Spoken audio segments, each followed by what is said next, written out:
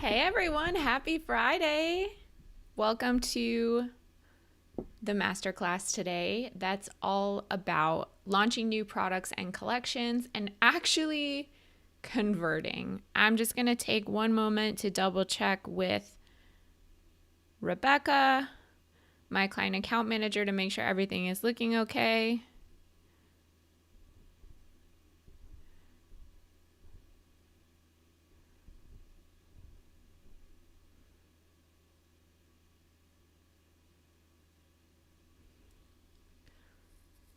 Okay, welcome everyone. Oh.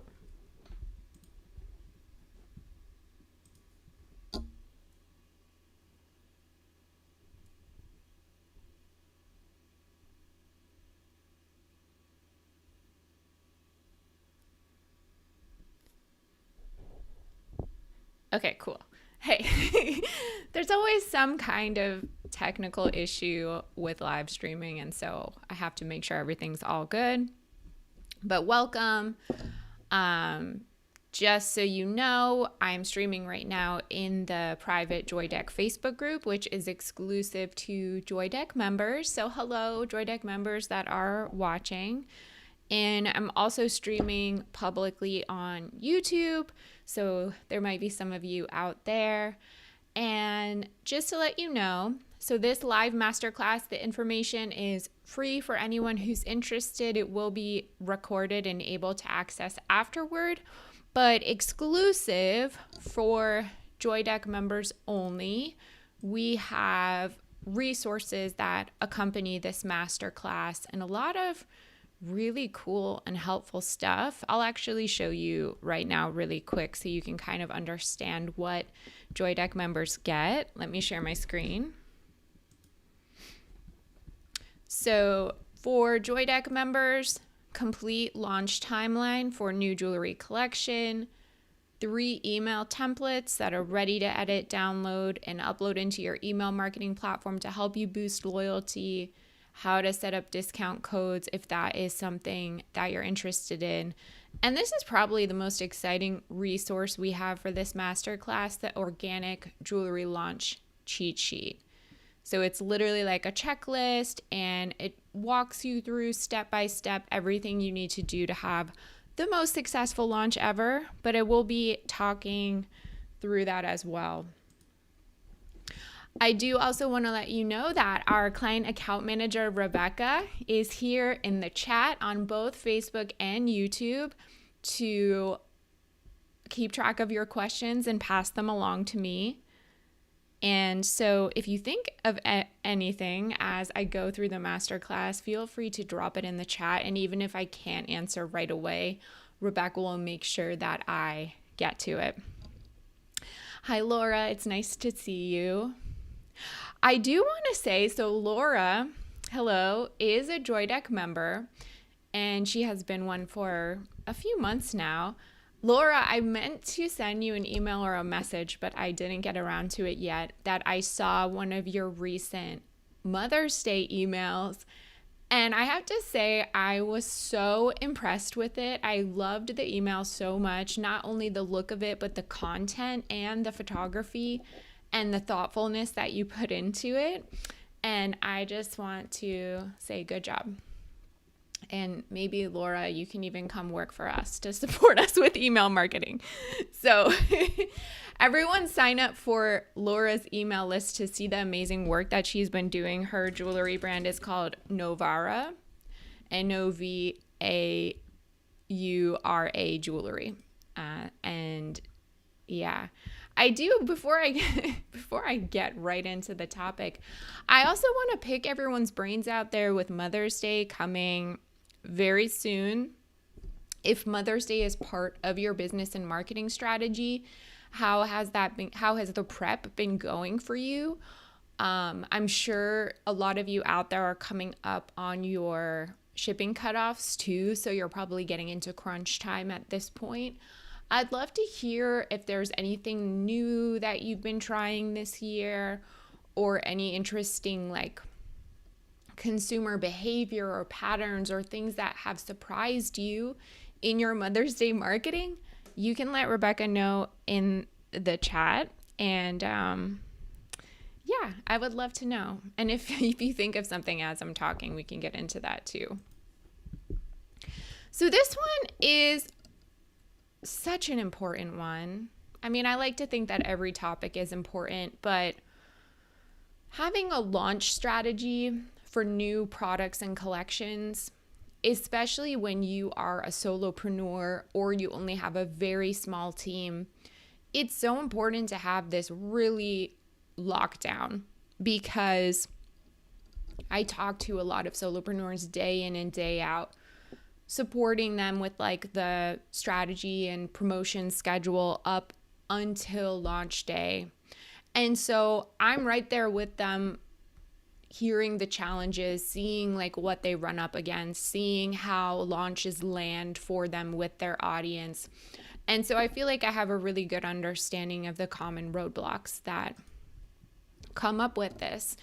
And I bet you can relate that, and if you're a solopreneur, for a launch, there are so many things that you need to do. All the production tasks. Maybe you need to get like some packaging together. You need to load products on your site. You need to take pictures. Maybe you need to even create the pricing. There are so many steps that are not even close to related to marketing, that oftentimes the marketing part gets pushed to the wayside, not on purpose, really, not because you don't understand that it matters, but there's just so many things to do that the marketing, since it's not directly related to having the product in hand, it often is like a secondary thought. But what I really hope for you to understand through this masterclass is that if you're gonna do a launch, the marketing is just as important, if not more important, than having like the product in hand and done and ready to ship. Because otherwise, how are you going to sell it? You know, you're just going to end up with like a pile of metal or whatever kind of thing you're using for your jewelry, and nobody's going to know about it. No one's going to see it. It's going to be a tree that falls in a forest, but like no one is around to hear it. You know, the age-old idiom. And so if that means for you, and you are aware that it is an overwhelming thing to do all of these tasks, I think a lot of solopreneurs don't budget that into the whole launch schedule. Like someone will have an idea for a launch in April, and they're like, I can make the product in like a week, get the pictures up, blah, blah, blah. Okay, second week of May, like we'll be good to go. And they're not budgeting the marketing work into that timeline. It may mean that you need to have longer timelines leading up to launches, but we can talk exactly about that in just a few moments. I would love to know, as I take a sip of water, have any of you launched something recently and it didn't go as planned? Or maybe it surprised you in a positive way? Or do you have a product or collection launch coming up? And is there anything you're nervous about or specifically want to know? Let Rebecca know in the chat, and she will pass that along to me. But I'm going to take a sip.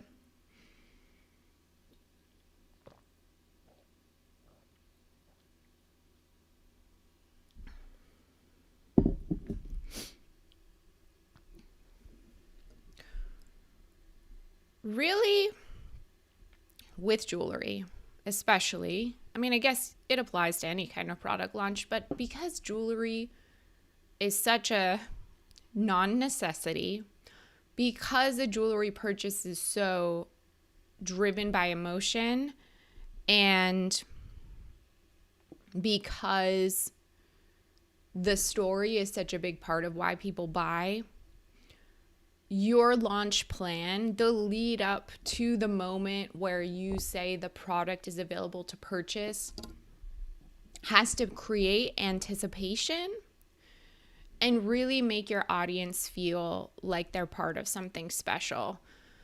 Because that anticipation is going to be what drives the excitement, the engagement, and ultimately the conversions. So Laura said in the chat, I have 2 art fairs over the next 2 weekends, and I've been making a couple of mini collections. How can I use videos and pictures from these events to promote my new jewelry for Mother's Day? That is a great question. I will hold that in my brain and I will get to that momentarily. But it's really cool, Laura, that you're thinking ahead about that. And everyone should kind of think this way. It's like, beyond the actual launch, what are the other key dates around it? What are the other key opportunities and moments you'll have to connect and interact with your audience? And how can you leverage all of those touch points?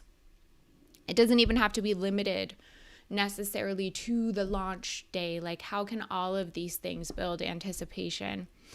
And I like to just think of it like, I don't know, you can relate it to your real life. Like, maybe you're hyping up your best friend for like a trip you're going on together, and think about the time that you spend leading up to that and how you and your friend are going to be planning and looking up all the exciting things and telling yourselves stories about the fun you're going to have and imagining like what it's going to be like to go drink wine on this pier.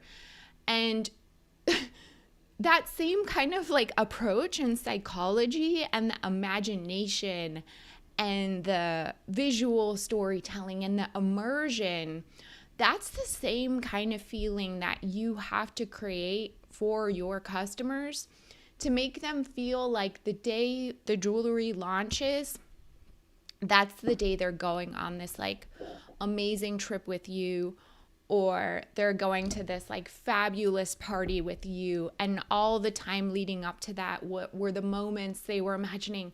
What are they going to wear? What is it going to feel like on my skin? Like, what are all the amazing compliments people are going to give me? How proud will I feel to have this once it's finally available to purchase? It's such a multi-sensory experience that you're trying to immerse people in to get them to the moment of launch. Hey, Susie, welcome to the chat.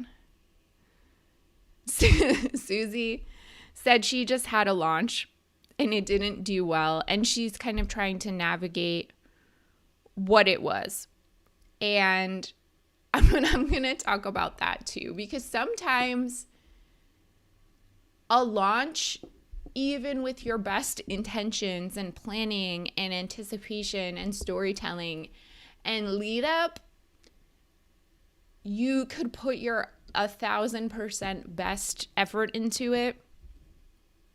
Actually, most times it probably won't go as you planned, maybe in a good way, maybe in a bad way. So I'm going to talk about that in a little bit too. So the first thing you want to do before you even start mapping out a timeline, plotting in dates, which we'll share with JoyDeck members, the timeline and also a rough idea with you, you want to have clear goals. And this sounds like kind of stupidly obvious, but when I say that, I mean defining them pretty clearly. Because obviously every jewelry business out there, a jewelry business owner out there, they're going to have a launch. It's going to be like, oh yeah, my goal is to sell out, or my goal is to make whatever profit depending on what you're selling. Maybe you want to sell whatever. Be specific in the goal, because it kind of helps you work backward from there a little bit. It is a little bit harder to do that if you're a newer jewelry business and you really don't know what to expect. But yeah, so maybe like 50 pieces in the first week. Or maybe leading up to the launch, you have a goal. For example, like before launch day, since I'm going to launch to email subscribers first, I want to spend the 3 to 4 weeks up till launch, maybe even longer, maybe even a longer runway than that. I want to grow my email list by 200 subscribers so that by the time I launch, there are 200 more eyeballs looking at it. So your goals can even include things like that in the anticipation of it. And having those really concrete numbers gives you more framework to put into that timeline. I think too, with jewelry that is a little bit more higher in price point, especially now, like we're seeing reduced consumer spending just because of the economy. So unless you already have a really dedicated like luxury clientele that is not concerned about price, that is not price conscious, you might have to get creative and out of the box. So maybe that means like one-on-one clienteling too, because marketing can only do so much. You can only expect it to do so much. It's like a blanket announcement to your audience. But if you're kind of aware of the conditions you're dealing with in the period that you're launching, you might have to like get a little creative. And that helps you set goals again, ultimately. So if you have to do clienteling, you're like, okay, I'm going to one-on-one reach out to 50 of my best customers. I'm going to text them. I'm going to send them directly an email, whatever it may be. I'm going to tell them I'm having a launch soon. Maybe that means that they get first access, or you can even tease your products to them. I think that's a nice way to make people feel special. It also ensures your message doesn't fall flat and that you get heard. So I think goal setting, as I said, is kind of like obvious. Yeah, okay, I gotta set goals. But there are challenges that come with that. As I said, if you're a newer jewelry business owner, you don't even know what's possible. You have no frame of reference. And so you kind of have to like make up a goal. And it's also good to have a secondary goal. Like maybe, yes, sales, of course, you want to be selling. But a secondary goal could be like, I want to make sure during this period from when I start teasing through all the anticipation, through the launch, and even afterward, I'm trying to get the best social media engagement I've ever had. Or I'm trying to be like the most consistent in posting stories that I ever had. So that even if one of the goals, you don't hit it exactly, you fall short, you can show yourself progress. And that, I think also it helps like you not beat yourself up so much if it doesn't go fully the way you want, because you know that in one way or another you stretched yourself to try to get there, and then seeing what learnings came from that for the next one. And over time, that's how you really refine the launch strategy, so that every time you launch a new product or collection, you kind of get better and more focused, and you know how to set reasonable expectations, and you know what it takes to get there. So I'm gonna take a sip of water.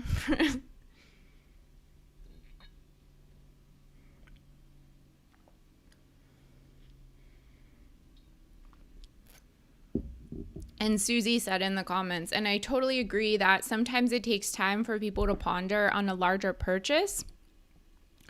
Some of my previous styles didn't move until my customers saw them for a few months or years.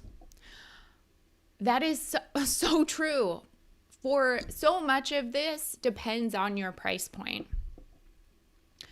And so if you kind of know that about your customers, and that's been a pattern of behavior for them, that they'll ponder on something for a long time, that your sales cycle is very long, then maybe for a launch, setting a goal of like, I'm going to sell out, or I'm going to sell whatever units, maybe it's just not reasonable, and the best you can hope for the launch period is to get as many eyeballs as you can on the products, like more than you ever have before in any effort you've put on putting up products.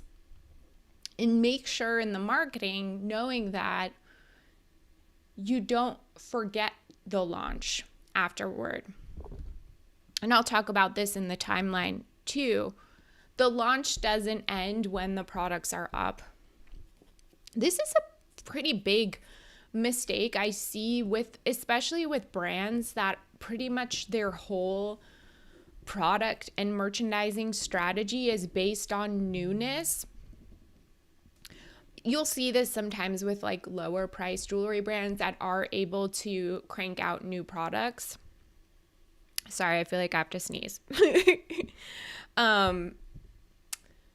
It's like every other week they're doing a new drop of like a few products.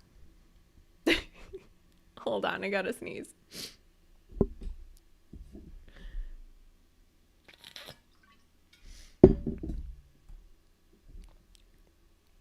So every other week they're doing a new drop. And the thought process behind that is like, our customers only respond to new. They only want to see new. And maybe for the marketing that keeps things novel and interesting, because of course everyone likes to see like new pictures. It is true to see something new is more engaging. But the reality of the sales data in a lot of these examples that I see when you kind of get under the hood is customers are not actually shopping the new. They may be responding to it in terms of liking it, sharing it, clicking on it. But the shopping is happening more in like the existing back catalog on products that have been up in their assortment for months, for years, like you're saying, Susie, and maybe they've had their eye on it for a while, because people are going to like what they're going to like, and they're going to like it until they're ready to buy. And that timeline can be very different. Again, depending on price point, depending on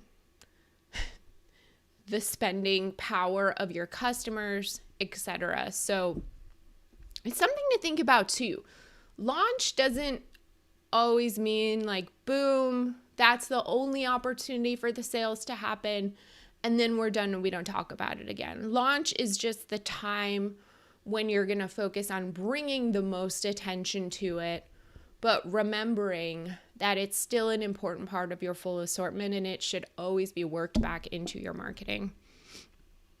So mapping out a launch timeline. The timeline is everything, especially again for the solopreneur that is taking the pictures, has to upload to the website, write the product descriptions, praise the products, give the products names, whatever, all the things, so that you can hold yourself accountable to the runway that you're going to need to have to build the hype. And we suggest at a minimum 2 to 3 weeks out from launch date, mostly because that's kind of like a reasonable thing for most small business owners to handle that. But if you can get further ahead of it and you have enough like storytelling and behind the scenes and teaser content, I say as far out as you can get ahead of the launch, a month out, 6 weeks out, you can assume that someone's gonna see every piece of content that you post. And so the more space, the more touch points, the more talking about it that happens, by the time the launch is ready to go, you will have warmed up as much of your audience as you possibly can. And then during launch week, that's when you have hopefully placed all of the framework, the foundation, and it's all about calls to action. Boom, boom, boom, driving new, driving to the site, driving to the product. After launch, that's when you still have to do follow-ups, follow up with customer reviews, follow up with social proof, user-generated content to keep awareness going about it. And I have more to say about all of these phases. I'll go more in depth into it. But I just wanted to outline like the general look of it. The after launch one is probably the most underrated and the most like forgotten about, because it is so much effort just getting to launch that afterward it's like, okay, I don't want to talk about this anymore. Sometimes you even want to get to the next thing because you've spent so much time, maybe even months, getting to launch, that it's old news for you and you're friggin' sick of it and you don't want to talk about it anymore. But you have to remember that your customers are not experiencing it the same way that you are, and you have to push through and beyond that. So let's dive a little bit more deeply into the pre-launch part. I saw that Elise in the comments said that she's frequently disappointed with her launches. I hear it a lot. I'm curious, Elise, if you want to share in the comments, do you have a guess about why they don't land? Do you feel like there's something like a disconnect? I would love to know if you have like an idea about why it doesn't work. And also, we can just generally talk about like bad launches too. So I'm just making sure I don't forget anyone's questions. I'm going to come back to some questions too, so I didn't forget about you. So the pre-launch hype, again, as I said, this is like 2 to 3 weeks before, but if you can and have the stamina and energy and content to get further ahead of it, that's great. It also kind of depends too, and the longer you're in business as a jewelry brand, you'll understand this more. But the behaviors of your customers. We work with some clients where something launches, the customers like don't even need that much hype. They maybe need just like a heads up, and then they respond. But that's not magic or luck. That's because maybe the brand has spent many years building up this loyal clientele, and they just, you say jump and they jump. That's not going to be everyone's experience. So you have to understand your customers too. Like, how much runway do you need to give them? The teasers are really going to be your secret weapon. And it's hard because like you have to think about making them compelling. You almost have to think of it as like a seduction kind of. I know that sounds weird, but like there is a certain art to anticipation. There is a certain art to like showing a little bit and hooking someone and getting them to want more. It's like a psychological thing. And I think also with the teasers, you'll see coming soon, or maybe just like a bench shot or something, I don't know, straightforward. But there is this element of like really teasing out your audience, giving them just a little bit, but thinking about things that are like truly intriguing. And that's, it's hard for me to even give an example because it's going to be so different from brand to brand, because each one of you has your own like special sauce and your own special approach. But yeah, something behind the scenes, material, even a personal story from you that explains like your inspiration, a moment of vulnerability, And all of these pieces together, they kind of build into this greater anticipation without you having to reveal anything until it's actually launch day. So Elise said maybe there isn't urgency to buy, or the pieces are expensive and they aren't an impulse buy. Yeah, I mean, unless, as I said before, unless you know your people are collectors that will drop whatever amount of money at a moment's notice, and you can count on them to do that. And I've seen it happen. It's possible. But it can take a really long time to build an audience like that. Then maybe launch day, and this is why I mention it's so important to consider your goals. Maybe launch day has nothing to do with sales. Maybe sales is not the goal for the launch day, because the sale is going to come, whatever, 2 weeks later, 2 months later, 2 years later. And that's just it. You're not going to change that. And I think that that's okay. There's nothing wrong with that. But understanding it and kind of reframing and shifting your expectations about what launch means. I think there's this, I don't know, it's just an expectation. Like, if I'm going to build it, people are going to come. If I'm going to launch a product, people sure better buy it. And if they don't buy it that day, I'm a failure. I don't think that's true. Especially if you sell like $1,500, $3,000, even a few $100 piece, that's a lot for people. So the goal of maybe I'm just bad at marketing. No. No. Sorry. We're going to be positive today. Marketing is a constant experiment. I mean, yes, there are foundational things that you should probably understand about it, and you should understand your audience.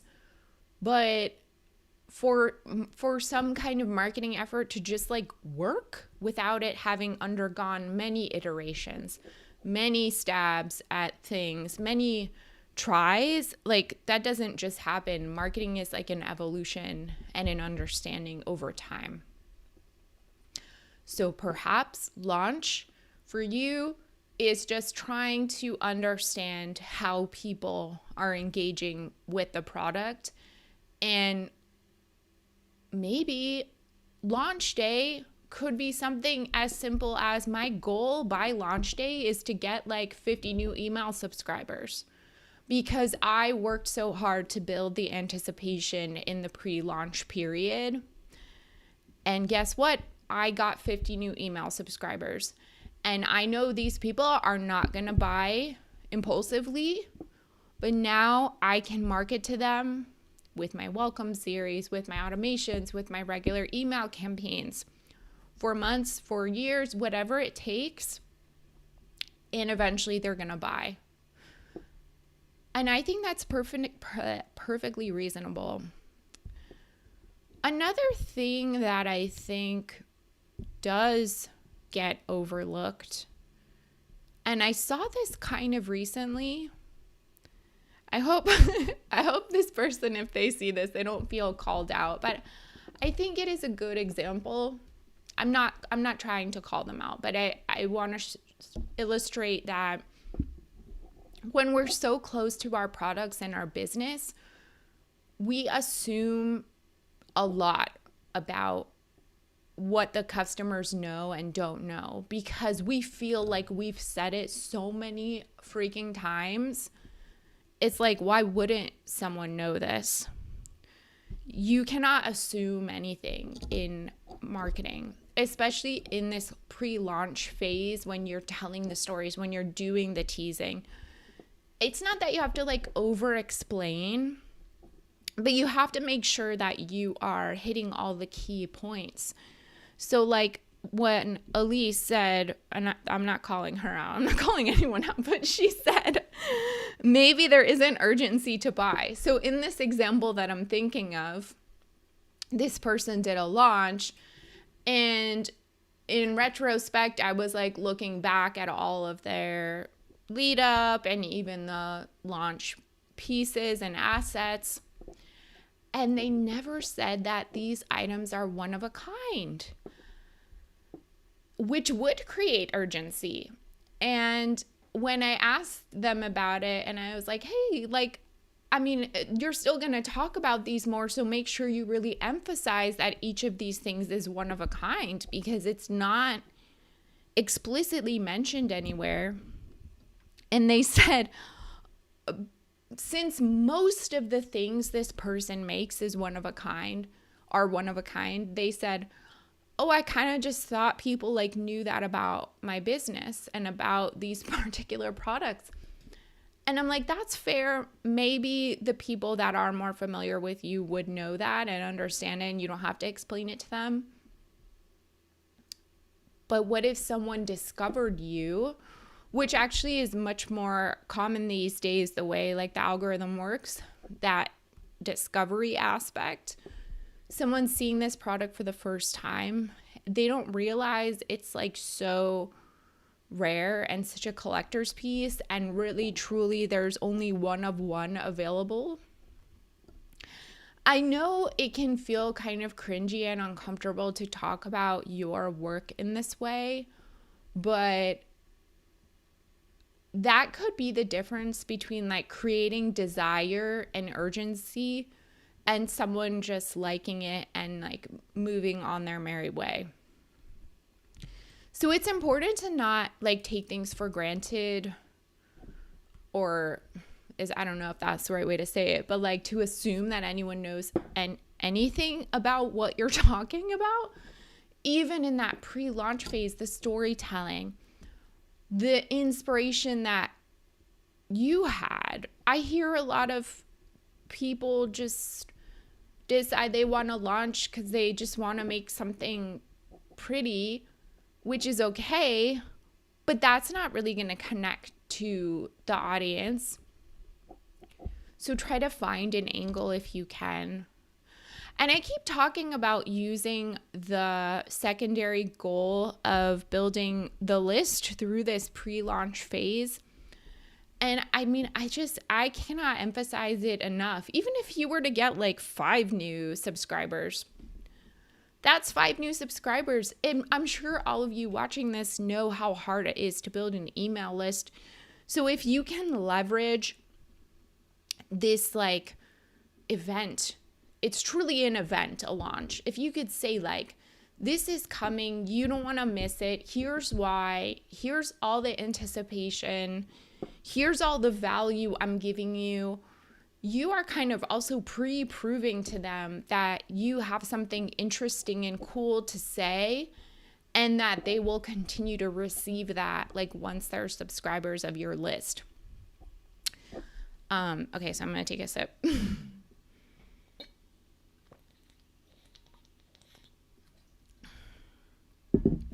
And to Laura's question before, because I don't want to forget, this could also be applied to the pre-launch phase she mentioned.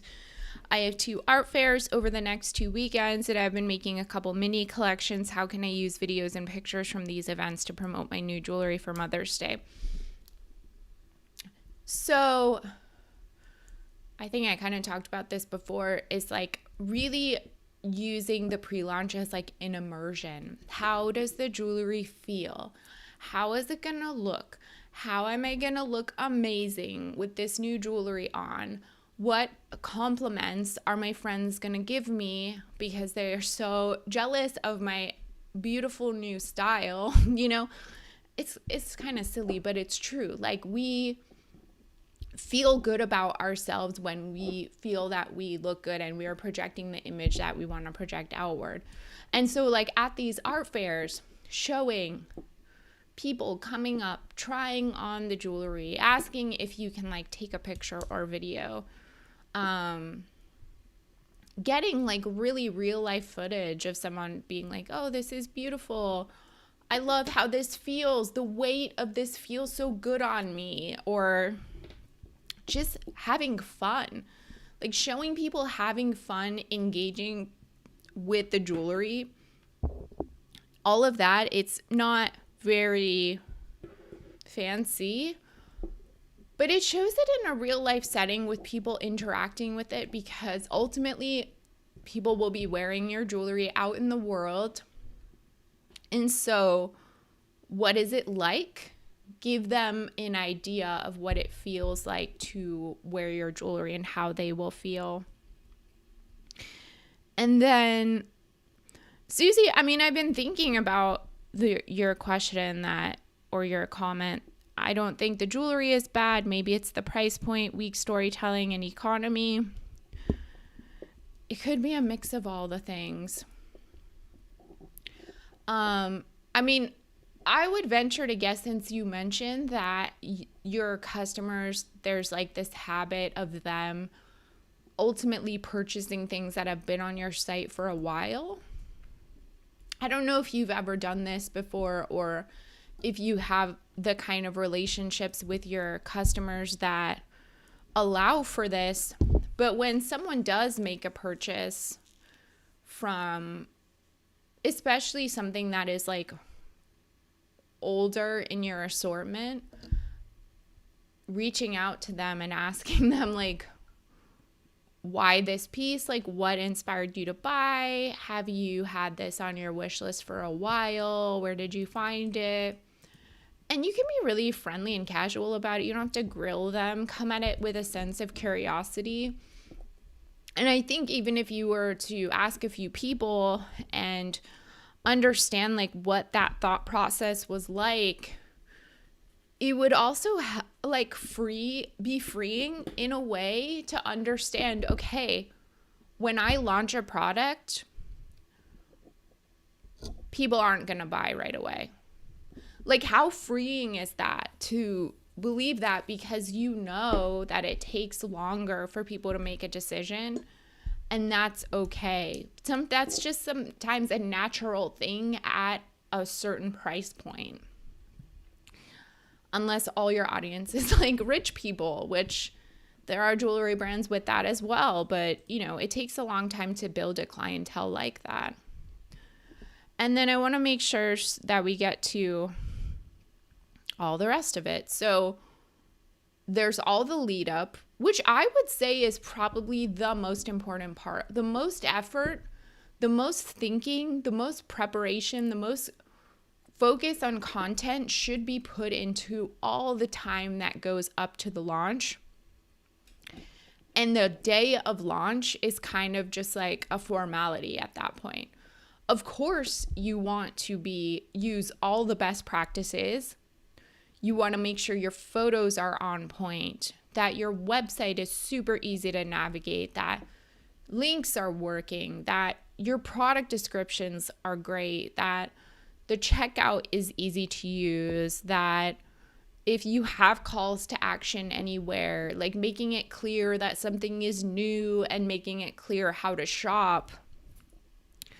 But if you have put in the work of warming up the audience, the day of the launch is kind of just like, okay, it's here now. Like that should not be doing all of the heavy lifting. The heavy lifting should have come before all of that. What else did I want to say? I mean, I think it's a good opportunity to experiment with like a virtual event, going on Instagram Live, showing the pieces, talking about them more personally, even in the days leading up to or after the launch. I mean, that's not necessarily going to make or break your sales, but it does give just one other touch point that simulates like a boutique experience if there's no other way for someone to try it on in person. Walking through each piece, mentioning style tips, inviting them to ask questions in real time. I actually watched a really good it was after the live. It was just a recorded video on, who was it? Anne Cisterone. I don't know if I'm saying her last name right, but jewelry brand, like more luxe. Anne Cisterone. She's been leaning a lot into video lately. And she has a shop, so she has like the whole setup and can walk people through it. And I would say probably that jewelry brand is very different from at least the people in the comments. And I'm not necessarily like a huge fan, but I was really captivated by these videos she was doing. And I was like, why am I even watching this? But it sucked me in. And it's literally just her in front of the camera. She's pre-selected a bunch of jewelry and just showing it, touching it, wearing it, styling it, showing how things can be mixed and matched. And there was no rocket science or crazy production value of it. But the thing I think that got me so hooked on it was her own passion and excitement and like positioning herself as like kind of a lady of taste and style. And so I found myself being like, oh my God, like I want those beads. How luxe. Like I could see myself like wearing this to like a White Lotus style fancy resort or whatever. Of course, like I'm not about to go on that vacation, but I was in my mind like immersing myself in this experience, and I really like that approach and think it's so underutilized. But it does require like you to feel vulnerable enough to share the passion of what you're doing, and also to be excited about the fashion and styling aspect of jewelry, which is a real thing. I mean, jewelry is fashion adjacent, and you sometimes have to guide people on how is this gonna fit into my look? How can I wear this to my pretty boring routine life where I only go to the grocery store and to my kids' like soccer practice and I never go out? And you have to like empower and inspire people to be excited about what you're offering and almost like sell them a lifestyle. And this is jewelry at any price point. I'm not just talking luxury, even though that was more of the example that I used. I kind of went off on a tangent, but I think that is an element of really making an impact when you're introducing something new. Like, what is the why? Why should someone care? And you have to convince them of that. No one else can convince them of that. I'm seeing some questions come through, but I'm just going to get through this last part and then I'll get through all the questions. So, I mean, you could also experiment with promotions during launch if that makes sense for you, but I'm not about to suggest that that's going to be the make or break of a good launch. But maybe there's a limited time offer, like for the first 24 hours. That is a way to create urgency, or like a free gift for the first whatever amount of people that buy. So there are ways to approach it, but I'm not suggesting that's necessary or the only way to go about it. And then I also really want to emphasize the post-launch momentum. As I said, there's so much work, effort, thought, preparation that goes into the launch that by the time it's over, a lot of jewelry business owners are just like, okay, I did it, all the work, I got it, it's live, it's out in the world, I don't really want to talk about it anymore, on to the next thing. And that might not be a conscious thought that you're thinking, but I think there is some element of exhaustion, and especially if it doesn't result in like crazy sales, there may be some element of discouragement and feeling that you failed, which is again why it's good to have like secondary non-sales goals so you can focus on the wins that you do have. But it's so crucial to have that post-launch period. So making sure for months afterward, finding ways to work it in back into the marketing. And that requires some element of like merchandising. So for example, we have this client now that just did like multiple drops all at once. And there is a tendency that's like, okay, on to the next. Like we're talking about graduation gifts now. But no, we're thinking about it now, like let's pull maybe one item from each drop that is, I don't know, I'm just going to make something up. Blue. It has a blue element, and we're going to do like the blue edit or whatever. So you're kind of like remixing the new, remixing it with the old, representing it in a new way. And so it's very important not to forget about the new, so that people who did see it the first time when it was new are going to keep seeing it, and when they are ready to buy, they will remember it. If you do get purchases, which I hope you do, asking for feedback, asking for product reviews or a testimonial. If you have a good relationship with your customer, maybe asking them to take a picture of themselves wearing it. And just knowing, I mean, no launch is ever going to go exactly the way that you planned. So continuous learning and not being discouraged, but taking what you learned from the launch and trying something different next time. And I think I said this earlier, but the most common mistake is not giving yourself enough runway. So it's important to have a realistic idea of how much time it's going to take to get everything together. Assume it's going to take more time than you think, because usually it does.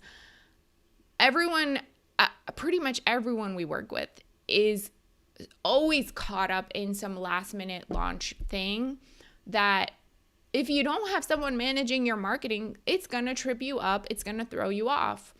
And so you have to budget every aspect of the launch, including the marketing and the lead up and the storytelling. Give yourself lots of space for it. And because that pre-launch part is the most crucial. So as I said, I see questions coming through. So I'll give you, hold on, let me take a sip.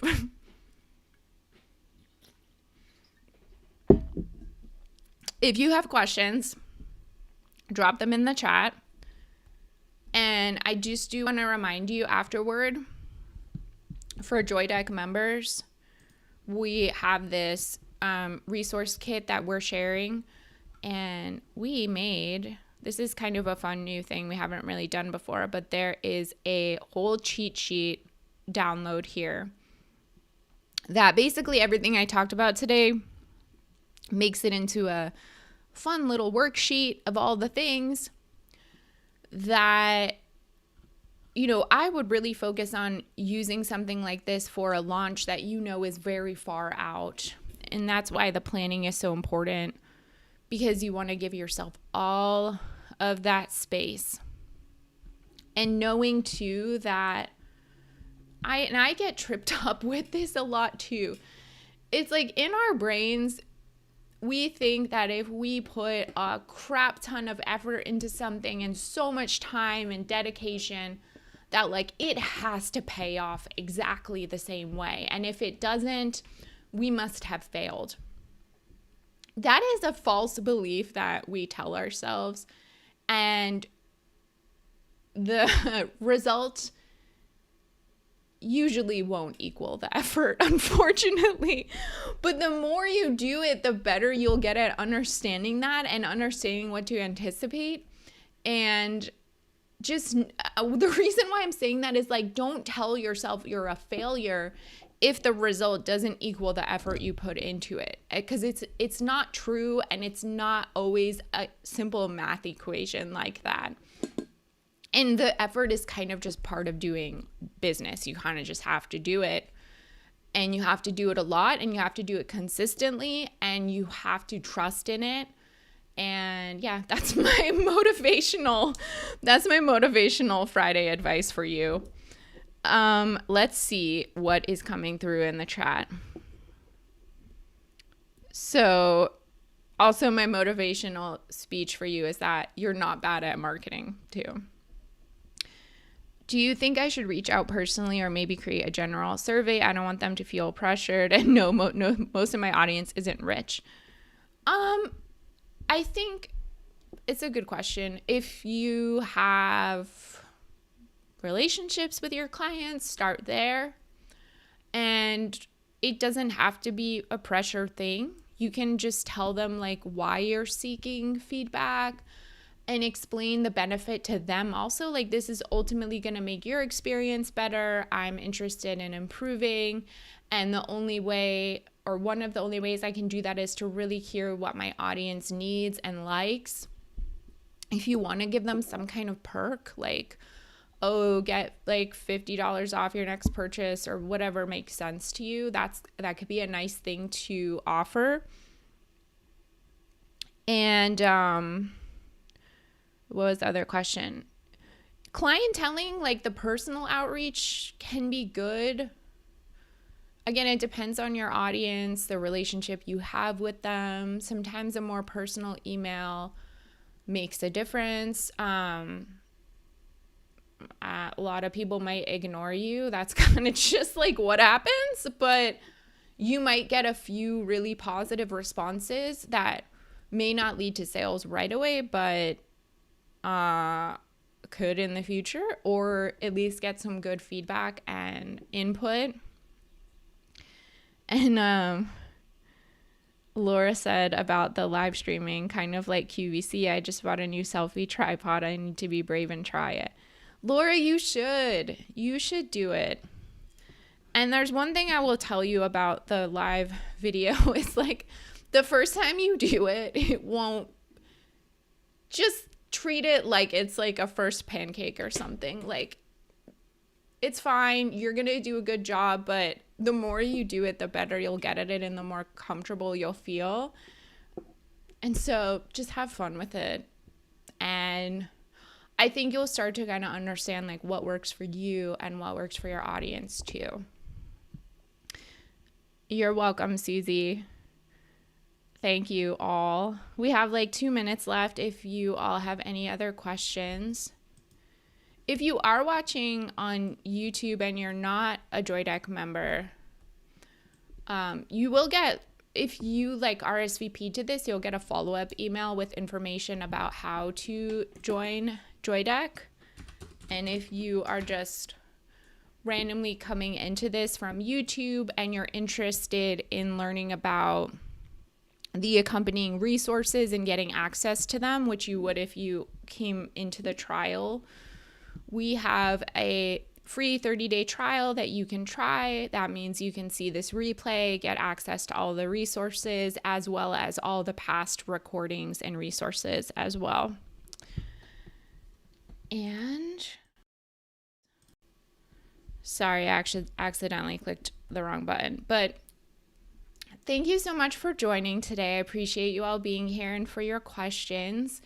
And I hope you have an amazing weekend. I'll also send a message to everyone when the replay is ready and with the associated resources so you can access them. All right. Thanks, everyone. Have a great weekend. Enjoy.